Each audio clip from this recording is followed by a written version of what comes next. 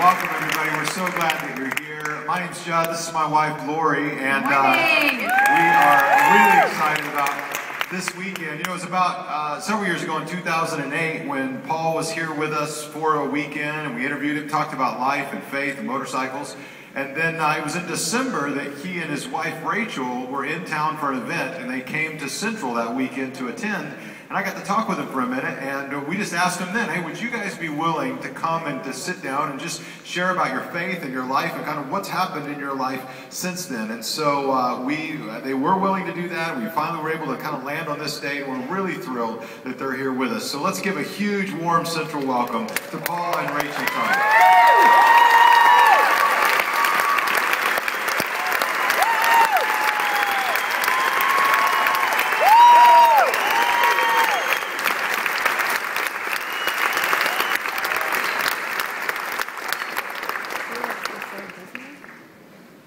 Thank you guys so much for being here. Have a seat. We're so just so honored to have you with us this weekend, and I know it's been a journey for you guys. And Paul, since you were here in 2008, tell us a little bit about what's been going on in your life and in your world. Well, you know, first of all, thanks for having us. This is very exciting. We're very excited to be here. Well, you know, last time we came here, we were, I think, in a much different place. I was in a much different place, and I really just spoke from the heart. I knew I wasn't where I was supposed to be. I think it even had been the first time I'd been to church in a very long time. And but I think it was well received. This is a very unique church. You guys are real special people, and you know, I appreciated you know, kind of the open arms. And that you guys heard what I had to say. You know, my heart, I knew in my heart what the right thing was. I just at the time was just not in a place where I was walking where I should be. And you know, it's awesome to come out of that. I mean, you know, it's a process. So we're here in a completely different place than we were all those years ago, and we're just excited to be able to share it. I remember that weekend, and I remember the very first thing that you said when you came out was, hey, you know, it's good to be in church. I haven't been in church in a long time. And of course, the Central family absolutely loved you for that because you were honest. And at the end of the day, I think that's probably our #1 criteria is just be honest about where you're at with God and your faith and Jesus and kind of how you're working through that and walking through it. And I think that honesty really came through with people in their lives. So Rachael, tell us how you guys met, because Paul, no offense, the girls always tell this story better. So, Rachael, tell us kind of, you know, how God brought the two of you together. Well, we met about 5 years ago. We met in Atlantic City, which isn't too different from Las Vegas. Neither of us were really looking for a relationship at the time, and, you know, God just had us find each other, really. About 3 months after that, he spoke here, and 3 months after that is when Paul started speaking to me about going to church, and we decided that we were going to start going, and we just really dove in, and we've had a great adventure since then. Yeah, I know that you guys in your own relationship, you've been, just to kind of catch everybody up to speed real quick on, I know many of you follow the show American Chopper. 10 years now that reality show has been running, which is awesome. You up to speed, those of you that may not be so dialed in from that standpoint, American Choppers, this reality show has been going for 10 years. It started around Orange County Choppers and this motorcycle company with Paul Sr. and Paul Jr. and other members of some of the family, you know, that were part of that business. And then as time went on, a few years ago, there was a falling out. Paul got fired from Orange County Choppers, and, you know, a lot of that was part of the show. You got to kind of watch that play out, and then out of that situation has started his own motorcycle brand, Paul Jr. Designs, which is doing really, really well. And so the reality show now is American Chopper, and then it's Junior versus Senior. So we got a little issue going on, a little competition. At least they've set it up that way between you and your dad. And I know out of that kind of low point, God has done a great work in your life. Yeah, you know, I think obviously the show being the father and son dynamic, really changing from the days when we were working together till now, kind of at a pivotal point in my life and in our lives.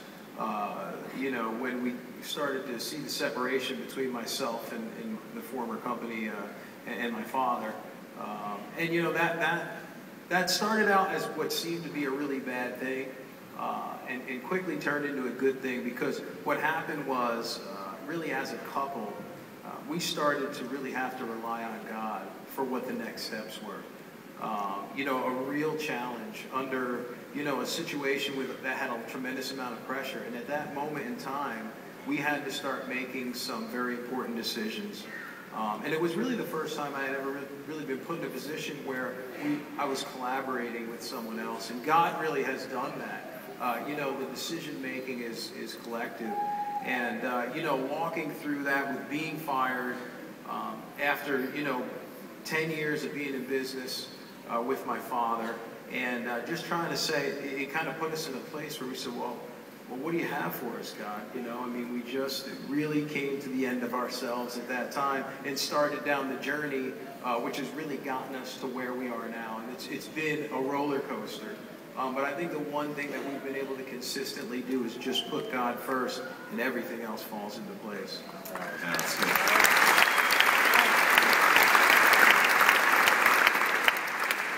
You guys have shared with us a little bit about your relationship and how you got to know each other. And I know there was a season in there where you're living together, you're not yet married, you're kind of growing in your faith, you're navigating all of this. Talk about how you guys journeyed through that and what that looked like for you. Well, we had lived together probably about 2 years, I'd say. And then Paul actually had gone on a retreat. Yeah, I had gone on a retreat. You know, we had lived together for 2 years, and I grew up in the church, and you know, I always, you know, felt like, this isn't really quite right. You know, this is not the right way to be doing it. But you know what? God worked on the both of us in spite of that. Amen. So, you know, you think he'd be restricted by things. He's just not. And no. That's the beautiful thing about it. That's so right. We were really growing in our faith, even though we weren't quite doing the right thing. And it kind of came around to a place where I had to really be faced with, what am I doing here? You know, what's going on? And I did go on a retreat with a friend, and you know, in that retreat, it kind of just, I said, you know, this is it. We have to not live together if we're going to go into the next steps. We have to kind of right the wrong, so to speak. And it was just a deep conviction that I had. And, you know, coming back from the retreat, I said, you know, I said, I didn't want to have to tell Rachel she had to move out. And so I just said, God, if you want her to move out, you're going to have to tell him yourself. Yeah. And sure enough, it was shortly after that. Well, it was probably maybe 2 months before that, I actually started feeling like maybe I shouldn't be living with him. So I kind of struggled with that, and I, you know, reached out to my family for support and mentioned, you know, maybe I should move out. And, you know, everyone's first question is, you know, is there problems? No, because that's what you would think in the natural. But I just felt convicted, like I shouldn't be living with him anymore. So maybe it was, a few weeks after you had gotten back from the retreat, you know, I mentioned I think that we should move out, and he agreed. Yeah, it was a big relief. And, so we quickly found Rachel somewhere else to live right in our town there. And about 2 months later, I proposed to her around Christmas time. And then we really went 9 months of just really honoring each other and honoring God in the process. And out of that has come a tremendous, you know, the day we got married was just an unbelievable, unique day. And ever since then, you know, God has had us operating in all aspects of our lives together. You know, in our private lives, family, business. It's all one thing, and it's been very exciting. And really, the exciting thing is we've been doing this for 10 years on television. We've been building motorcycles for quite some time. As Paul Jr. Designs, it's only been a couple of years. We've got a phenomenal team, and we're just getting started. The journey that you guys have been on, I know there was sort of a parallel there. There were people in your life that loved you, that didn't judge you as you were in different spiritual places on the journey. Talk about that just for a moment. Yeah, you know, and again, you know, we had to walk through some things. And I think that, you know, the importance here is we did have people that were willing to come alongside of us, knowing that, hey, there was things that weren't quite right, but they loved us in spite of that. And that really got us through. And I think it was a great witness to Rachel, who was kind of coming up and starting to understand who God is and what this is all about. And, you know, I think that it goes back to, and I've been guilty of it myself, you have to love people. I think we tend to judge. Yeah. Even if you check yourself, I mean, sometimes you may look at someone and say something. You really got to bring that into correction, and you have to repent for it. And the more you love people, the more effective you'll be. Yep. And that's the best way to get through some of these hard relationship things. Just keep loving on people. And that's what God does, you know, and that's all we have to learn from. That's awesome. Yeah, that's good. You can put your hands together for that. Yeah.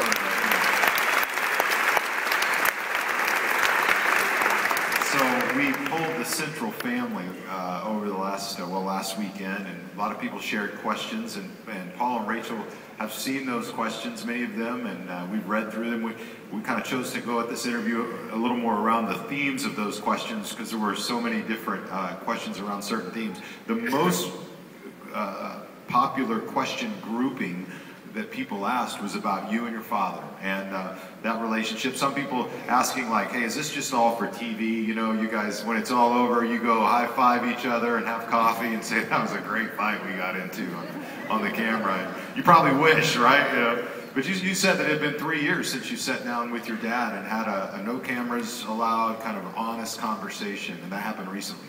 Yeah, you know, this has been a journey, and well, it has been a tough one. I mean, it really has. As a couple, it's been really tough for us.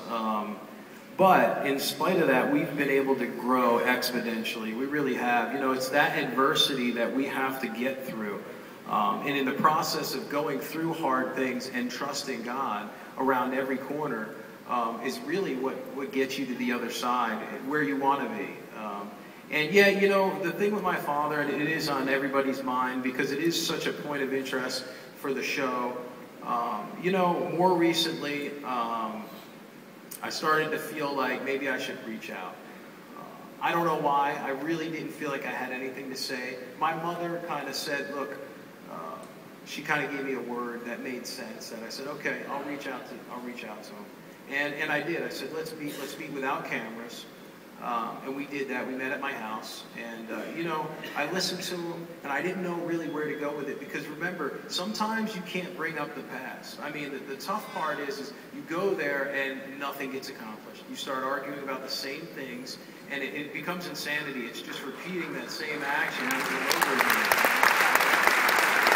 And you know, I think that's even if you have a legitimate gripe. And I didn't understand that, but I had to come into it real fresh. And, you know, really what I had to do is just say, God, what do you have for me? Because, you know, sometimes you got to get out of your own way. Because, you know, you could be stubborn and everything can seem right, but you could be right and be wrong. Yep. So really you just have to follow him. And that's what I did. So I'm sitting at my house with my father. And I said, look, I think here's what we got to do. Instead of going into the past, let's just take this moment forward and respect each other. And if we can do that, then it's going to start to change, and maybe some of the hurts from the past will start to take care of themselves. And I said boundaries. I said, listen, if you do something wrong, I'm going to call you out on it. If I do something wrong, you call me out on it. So now you have kind of boundaries set, and there's a system in place. And the same thing if something good happens. We want to have that open door to be able to say that, but no obligation. I didn't know how else to move forward. I really felt like it was God kind of moving things around, because in and of myself, it wasn't me. You know, I mean, I really feel like I was at a loss. And I feel like in some ways he was too, you know, because you have this conversation that goes nowhere so many times. You have to start somewhere new. So that's where we are now. And, you know, it may not be what people want to see, which is, you know, hug it out and we go back into business together. But at the end of the day, it's just starting somewhere. It's a good starting point with the idea of respect. And what I said and what I really felt is if we can do that, then it'll bring healing to our entire family. And I really believe that. And that's where we are. That's where we live. As I sit here in front of you, that's where we're at. There are a lot of families who can relate to what you guys have gone through. And that's part of what makes people gravitate toward the show, is because they can see their lives there. And I know a lot of couples have had to journey through family difficulty and strife and anger and bitterness and all that comes with that. So Rachel, how have you just come alongside your husband, you know, first as a girlfriend, now as a wife, and really supported him through what has been some really challenging times? It was very difficult for us, you know, obviously starting out as a girlfriend, and then we got engaged and I was a fiance, and this was going to be my father-in-law. and we had a wedding coming up, and I felt like, you know, we should invite him even though there was, you know, difficulty in the relationship. Paul didn't feel that exact same way at that time. I had to push him a little bit, but I just thought it was something that was very important, and, you know, in the future it would be something that we wouldn't regret. So I think just support has been key. You know, I try to support him as much as I can. You know, it's very hard to watch someone that you care about go through these difficult times, but really just supporting him, and we support each other, and we have friends that support us. So it's been really good. So I know there's people out here listening, and we all carry kind of our relationship with our mom or dad. You know, every one of us. It's amazing. I lost both my parents in the last few years, and naturally, you know, they passed away, and processing their impact in your life, I think, has just become more real to me. Like, it's amazing what we carry. Wounds that we see, those that we don't, good things that we see, those that we can't even see. You know, we're all shaped by either our relationship there or our lack of a relationship there, either way. And so I know there's a lot of people wrestling with a mom or a dad, or maybe both, and their relationship with them, and how do they forgive, and how do they move forward, and what do they do with these walls. I mean, kind of at the practical level, what's been some of maybe the most important thing that you've learned